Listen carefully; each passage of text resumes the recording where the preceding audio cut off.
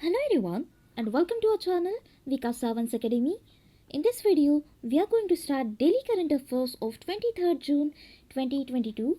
But before starting this session, if you are not subscribed our channel, then subscribe it and press the bell icon for further notifications. So let's start with the first news. RBI has raised AFA limit from rupees 5,000 to rupees 15,000. अब AFA ये है additional factor authentication. जैसे कि हम transaction करने जाते हैं तो ट्रांजैक्शन करते वक्त कई बार हमें OTP डालना होता है या फिर फिंगरप्रिंट डालने होते हैं। ऐसे कई सारी ऑथेंटिकेशन प्रोसेस हमें फॉलो करनी पड़ती है। तो इसकी लिमिट ₹5,000 से 15,000 तक इंक्रीज़ कर दी है। मतलब 15,000 तक के ट्रांजैक्शंस पर आपको कम से कम एडिशनल फैक्टर ऑथेंटिकेशन फॉलो करने पड़ेंगे। तो इसमें पर ट्रांजैक्शन के जो ई मैंडेट्स है on cards, prepaid payment instruments और यूनिफाइड पेमेंट इंटरफेस में रिकरिंग ट्रांजैक्शंस के लिए मतलब बार बार होने वाले ट्रांजैक्शंस पर ये जो एडिशनल फैक्टर ऑथेंटिकेशन है इसकी लिमिट बढ़ गई है। रही बात आरबीआई की, तो आरबीआई के जो गवर्नर है वह है मिस्टर शक्तिकांता दास जो कि 25th गवर्नर है और आरबीआई का हेडक्वार्टर मुंबई में है अभी, लेकिन पहले कोलकाता में था। तो कोलकाता से मुंबई में शिफ्ट हुआ इन 1937। तो ये स्टैटिक जीके में आपको क्वेश्चन पूछ सकते हैं, so remember this thing. Then government establishes 10% quota for Agniveers, alters age limit. जो पहले अग्निपथ स्कीम लॉन्च की गई थी तो उसके अगेंस्ट कुछ प्रोटेस्ट हुए, कुछ डिमांड्स उसमें रखी गई। तो वो डिमांड्स फुलफिल करने के लिए पॉजिटिव रिस्पॉन्ड के साथ अग्निवीर जो है, मतलब अग्निवीर का मतलब है अग्निपथ स्कीम के अंडर जो रिक्रूट होने वाले हैं स्टूडेंट्स, उनको अग्निवीर बोला गया। ओके, सो इस ये जो रिक्रूटमेंट स्ट्रैटेजी है ये शॉर्ट टर्म रिक्रूटमेंट स्ट्रैटेजी है 4 ईयर्स के लिए। तो इसमें क्या होगा कि वाइड स्प्रेड अपोजिशन के बाद मतलब प्रोटेस्ट के बाद अग्निपथ प्लान में जो चेंजेस की गई वो ऐसे है कि 10% रिजर्वेशन रखा गया है अभी अग्निवीर के लिए in central armed police force and Assam rifles. तो आपको क्वेश्चन पूछा जा सकता है कि ये जो अग्निपथ स्कीम है ये किस में रिक्रूट करेंगे, तो central armed police force and Assam rifles. Then इसके अलावा इन्हें जो इनिशियल क्लास के रिक्रूट्स है will be given a 5-year extension. इनको 5 साल का एक्सटेंशन दिया जाएगा on maximum age limit. Okay, तो मैक्सिमम एज लिमिट पर इनको 5 years का रिलैक्सेशन दिया जाएगा और वो भी सिर्फ इनिशियल क्लास के रिक्रूट्स को। Then ministry of home affairs ने ऐसे कहा है कि 3 year का एज रिलैक्सेशन दिया जाएगा किनको, वो अग्निवीर्स को जिनकी एज 17.5 से 21 साल तक की है। ठीक है, तो जिनकी एज मैक्सिमम है उनको 5 years का रिलैक्सेशन दिया जाएगा और जिनकी एज 17.5 से 21 साल तक है इनको 3 years का एज रिलैक्सेशन दिया जाएगा। Then statement of India's states minister for finance Bhagwat Karad, मतलब भगवत करड़ जो है ये इंडिया के स्टेट मिनिस्टर फॉर फाइनेंस है। तो इनके स्टेटमेंट के अकॉर्डिंग इन्फ्लेशन को कंट्रोल करने के लिए सेंट्रल गवर्नमेंट कुछ एडिशनल जो भी रिक्वायरमेंट्स है, अगर इन्फ्लेशन कम करने की ज़रूरत पड़े तो उसमें कुछ स्टेप्स उन्हें लॉन्च करेंगे so that inflation under control रहे। ओके, देन जैसे कि रशिया यूक्रेन कॉन्फ्लिक्ट के बाद जो इम्पैक्ट पड़ा है इन्फ्लेशन के ऊपर तो वो अंडर कंट्रोल करने की अगर ज़रूरत पड़ी तो वो स्टेप्स उठाए जाएंगे। इसके अलावा गवर्नमेंट जो है इन्फ्लेशन पर अपना कंसंट्रेशन बनाए रखेंगे and doing everything it can to keep it under control. मतलब उसको कंट्रोल करने के लिए जो कुछ करना पड़े, जो पॉलिसीज़ उठानी पड़े वो इम्प्लीमेंट करेंगे। बैंक रेट पॉलिसी यहाँ पर मैंने लिखा है, तो अगर बैंक को कुछ करना पड़े इन्फ्लेशन अंडर कंट्रोल करने के लिए तो वो बैंक रेट पॉलिसीज़ इम्प्लीमेंट करेंगे। तो बैंक रेट पॉलिसी जो है ये आरबीआई डायरेक्ट करती है बैंक्स को कि आप ऐसे, मतलब जो भी डायरेक्शन है आरबीआई के अकॉर्डिंग ऐसे ऐसे करो, तो वो डायरेक्शन वो बैंक्स को देती है बैंक रेट पॉलिसी को इम्प्लीमेंट करने के लिए। तो बैंक रेट पॉलिसी से भी जो इन्फ्लेशन है वो अंडर कंट्रोल लाया जा सकता है। Then inauguration of various development projects in Bengaluru. तो बेंगलुरु में बहुत सारे डेवलपमेंट प्रोजेक्ट्स इनॉग्रेट करने वाले हैं प्राइम मिनिस्टर नरेंद्र मोदी। इसके बाद वो मैसूरू में जाने वाले। तो ये जो 2 डेज़ विजिट है बेंगलुरु एंड मैसूरू की, तो इसमें बेंगलुरु में इन्होंने किया है brain cell research centre establish किया है। तो इसका जो अमाउंट है, इसकी जो कॉस्ट है, ये है 450 करोड़ रुपीज़, जो कि कौन देंगे? को founder of Infosys, that is Kris Gopal Krishnan.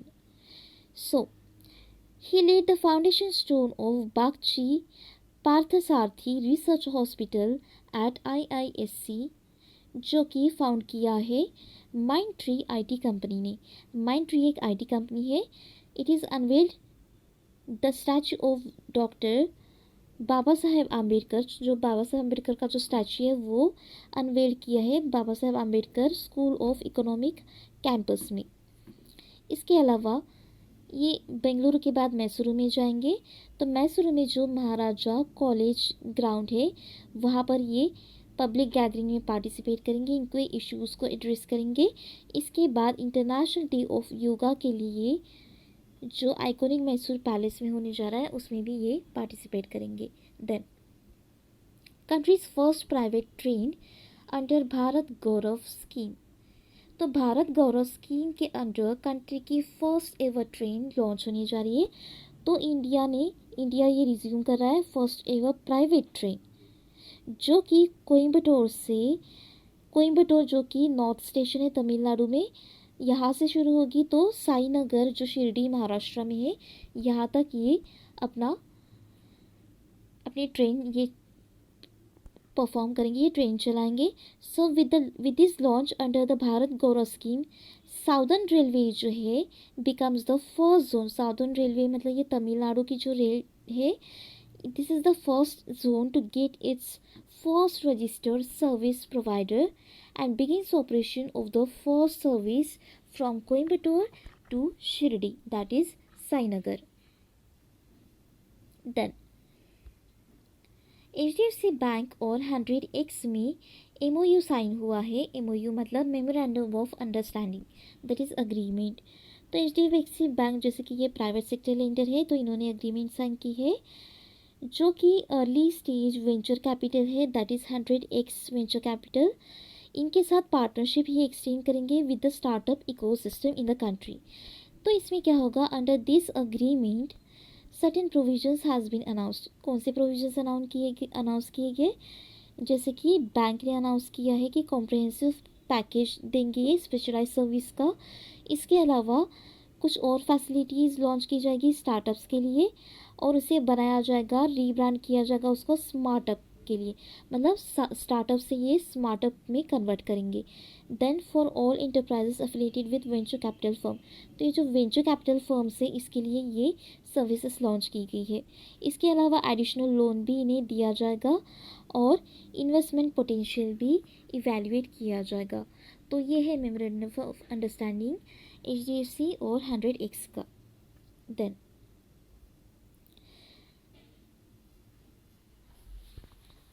So Adani Transmission gets green loan tag for $700 million revolving facility। तो ये जो $700 million की रिवॉल्विंग फैसिलिटी ये प्रोवाइड कर रहे हैं, इसके लिए इन्हें ग्रीन लोन टैग इम्प्लीमेंट किया है इसके ऊपर।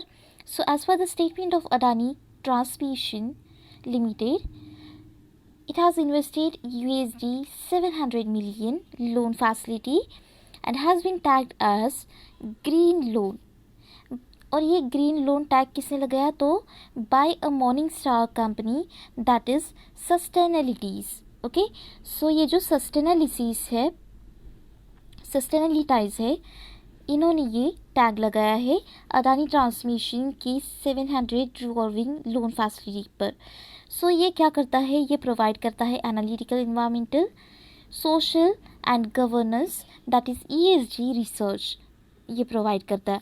देन इसके अलावा रेटिंग्स भी प्रोवाइड करती है इन्वेस्टर्स के लिए और डेटाज भी देते हैं इंस्टीट्यूशनल इन्वेस्टर्स को और कंपनीज़ को भी। सो इसके ऊपर इन्होंने ग्रीन लोन का इन पे टैग लगाया। देन अभी जो रिसेंट अपॉइंटमेंट्स हुए हैं उसमें कर्नाटका के लोकायुक्त के लिए अपॉइंट किया गया BS पाटिल को। ये फॉर्मर कर्नाटका हाई कोर्ट जज है BS पाटिल, जिनको लोकायुक्त ऑफ कर्नाटका के लिए अपॉइंट किया गया है। तो ये जो जस्टिस पाटिल है इन्होंने सर्व किया है उप लोकायुक्त ऑफ कर्नाटका। तो पहले ये उप लोकायुक्त थे, अभी ये लोकायुक्त के लिए सिलेक्ट किए गए। इन्होंने सक्सीड किया है, ये क्वेश्चन पूछा जा सकता है कि इन्होंने किन्हें सक्सीड किया, तो इन्होंने P विश्वनाथ शेट्टी को सक्सीड किया है। देन COAI मतलब cellular operators association of India ने रिकमेंड किया है रिलायंस जियो को कि प्रमोद मित्तल को चेयरपर्सन बनाया जाए। ओके, जैसे पब्लिक सेक्टर बैंक पे के लिए होता है बैंक बोर्ड ब्यूरो जो रिकमेंड करते हैं चेयरपर्सन MDs, वैसे ही ये cellular operators association of India ने रिलायंस को रिकमेंड किया है कि इन्हें चेयरपर्सन अपॉइंट किया जाए।